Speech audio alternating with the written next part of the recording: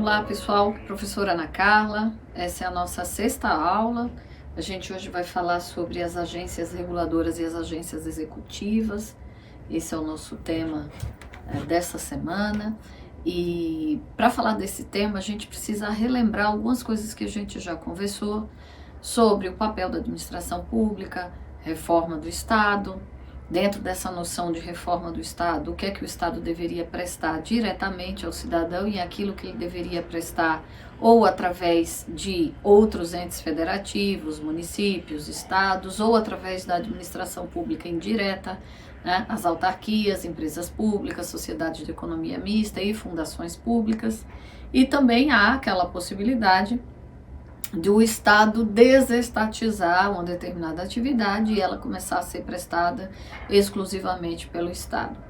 Dentro dessa noção de atividades que são prestadas numa zona que não é exclusivamente privada, nem também exclusivamente estatal, se encontram os serviços públicos concedidos, né, através de processos de concessão, e as atividades econômicas em que eventualmente há uma permissão constitucional para que o Estado atue. Nessa zona de transição, a gente vai encontrar a figura das agências reguladoras e agências executivas. Dentro do grande tema das agências, eu vou falar para vocês alguns tópicos. A literatura que está indicada para vocês aí no Moodle é uma literatura que aprofunda o tema das agências. Aqui eu vou colocar para vocês os principais tópicos que vocês precisam se lembrar quando nós falarmos do tema agências. Primeira coisa que eu queria falar com vocês é diferenciar a noção de regulamentação da noção de regulação. E a noção de desregulamentação da noção de desregulação. Quando eu uso a expressão regulamentação, eu estou falando de um dos poderes normativos que o Estado tem, que vocês já estudaram, que o Estado tem de forma geral e abstrata, conferir sentido à aplicação das leis. Então, o processo de regulamentação, que é feito dentro da estrutura da administração pública, é feito para dar concretude àquilo que está estabelecido nas leis, tá? Então, os decretos que regulamentam leis são fruto desse processo de regulamentação. E o que é a desregulamentação? Vamos para o sentido contrário da palavra. A desregulamentação tem um sentido muito próprio, que é o afastamento da ação estatal da produção normativa para determinado setor econômico ou determinada atividade. Então, vai prevalecer nessas situações as regras de mercado, a livre concorrência, a livre iniciativa, a oferta e procura, e o Estado se afasta do dever de regulamentar aquela área. Isso daí é a desregulamentação. Além da noção de regulamentação e desregulamentação, existe também a noção de regulação e desregulação. Vamos conversar um pouquinho sobre isso agora. Na regulação, a gente tem a noção de polícia administrativa. Quando a gente fala que uma área é regulada, a gente está dizendo, olha, a administração pública entende que aquela determinada área ou daquele determinado setor opera com interesse público ou com o serviço público, atividade pública, atividade estatal, e é necessário que haja uma ação estatal para estimular, restringir ou fiscalizar a atuação dos agentes privados naquele setor. Nesse ponto a gente está falando de regulação. E a desregulação é a simplificação das normas estatais que impactam em determinada atividade econômica. Você simplifica as normas estatais. Já a desregulamentação, você retira o complexo normativo estatal para aquela área e deixa que as regras de mercado atuem. Passado esses conceitos preliminares, eu gostaria de apresentar mais dois outros conceitos que está muito ligado a essa ideia de ação do Estado na economia ou não. Uma delas é a regulação pública não estatal e a outra é a autorregulação. Aí a gente está de novo num terreno que nem é exclusivamente público, nem é exclusivamente privado. A regulação pública não estatal é aquela que é realizada por aquelas entidades privadas por delegação pública, para regulamentar uma determinada área ou atuação. Por exemplo, os conselhos de classe, Os conselhos profissionais, eles fazem isso. Você se torna bacharel em direito ao ter o título conferido por alguma universidade, mas você ainda não é advogado. Você será advogado depois que você fizer a chamada prova da OAB, e uma vez feita essa prova da OAB, aí sim você qualifica-se, né, como um advogado para o exercício da profissão. E durante a sua vida profissional, você pode ter processos éticos, você tem toda uma regulamentação do órgão de classe que você deve seguir. Assim também engenheiros, assim também médicos. Então, é um exemplo de uma regulação pública não estatal. Há ali um interesse público, mas quem está regulando não é exatamente o Estado. São essas organizações de classe, né? Não vou chamar elas privada estrito sensu, porque a jurisprudência do Supremo entende que ela tem aí um caráter autárquico, né? Ela tem um caráter autárquico, embora não seja estritamente como as autarquias de prestação de serviço, ela tem um caráter autárquico.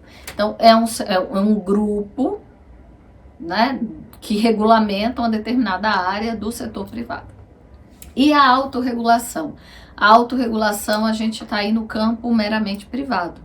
Quando a gente fala em autorregulação, a gente está falando daquela situação em que um grupo ligado a uma atividade econômica se junta e eles próprios estabelecem regras, padrões de ação no mercado. Um exemplo disso, por exemplo, é a FEBRABAN, a Federação dos Bancos, que eles têm uma série de regras que eles seguem entre eles, mas que não é uma imposição do Banco Central e que de alguma forma melhora a qualidade do serviço, a troca de informações, e o sistema financeiro brasileiro avançou muito, inclusive aqui em relação a outros países, por conta dessa ação de autorregulação, para além da ação de regulação estatal que é feita pelo Banco Central, que atua como uma agência reguladora. A gente vai ver já já isso. Então, essa primeira parte que eu queria colocar para vocês é uma parte mais conceitual, e a gente inicia a ideia de agência reguladora e de agência executiva. Dentro dessa lógica que eu estou falando para vocês, o que é uma agência reguladora?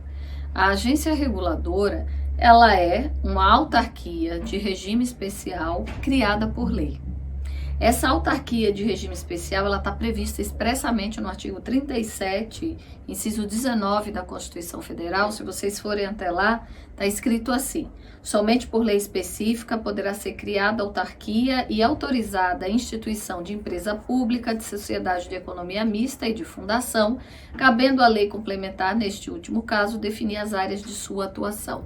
Na aula de administração direta e indireta, a gente já estudou quais são e como se cria os entes da administração indireta.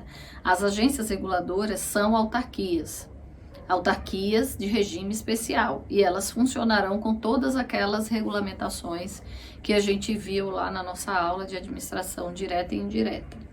O Decreto-Lei 200 de 67, no seu artigo 5º, ele fala expressamente lá no inciso 1º: a autarquia é serviço autônomo criado por lei com personalidade jurídica, patrimônio e receita próprios para executar atividade típica da administração pública que requeiram para o seu melhor funcionamento gestão e administração descentralizada. Então, a gente está diante de uma atividade típica do Estado, mas a gestão e a administração financeira, ela é descentralizada, ela tem receita própria e ela vai ter poderes também próprios de atuação, como a gente já viu lá na aula de administração direta e indireta. Agências executivas, né? O que é que são elas? Às vezes as pessoas confundem a ideia de agência reguladora com agência executiva. Embora as duas tenham o nome agência, elas têm objetivos um tanto distintos no desejo da norma. A agência executiva você vai encontrar ela no artigo 37 da Constituição, lá no parágrafo 8º, que fala o seguinte: a autonomia gerencial, orçamentária, financeira dos órgãos e entidades da administração direta e indireta poderá ser ampliada mediante contrato a ser firmado entre seus administradores e o poder público, que tenha por objeto a fixação de meta de desempenho para o órgão ou entidade, cabendo à lei dispor sobre o prazo do contrato de gestão, os controles e critérios de avaliação de desempenho, né, como também os direitos, obrigações e responsabilidade dos dirigentes, além da remuneração do pessoal. Então, a agência executiva, na verdade, é uma declaração, você se torna agência executiva, então é um órgão da administração direta ou indireta que recebe essa denominação de agência executiva se ela fizer um contrato de gestão com a administração pública. E qual que é a base desse contrato de gestão? Ela ter, né, um planejamento e metas claras a serem alcançadas. Aí ela firma este contrato de gestão. Ela não tem a mesma finalidade, o mesmo objetivo da agência reguladora.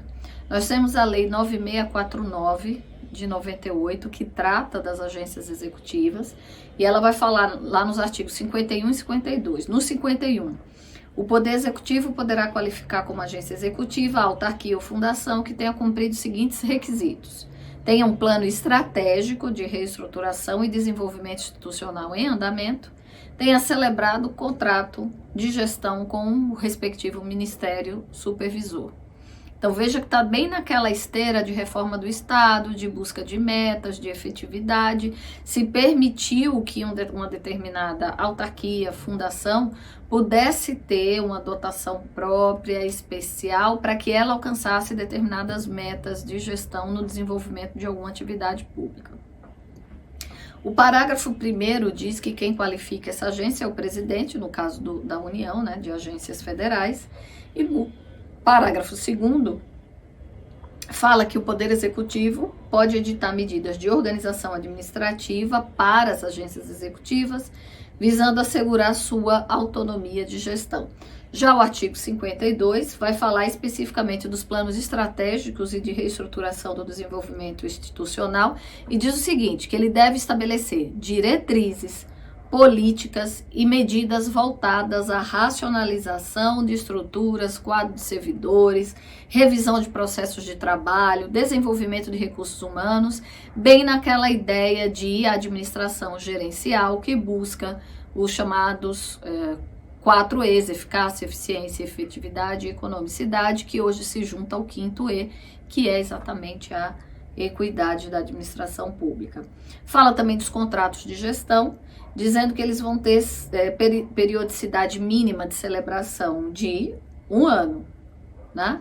E vai estabelecer objetivo, metas e indicadores de desempenho, bem na lógica de uma administração gerencial que busca a qualidade. Além disso, o Poder Executivo também pode estabelecer os critérios de avaliação dessas agências.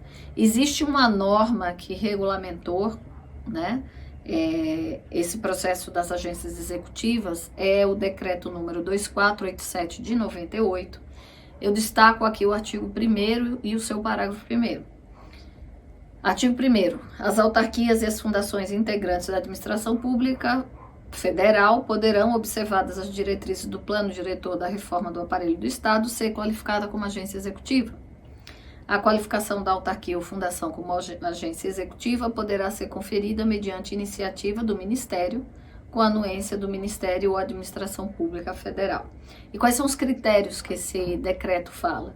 Repete os critérios da lei.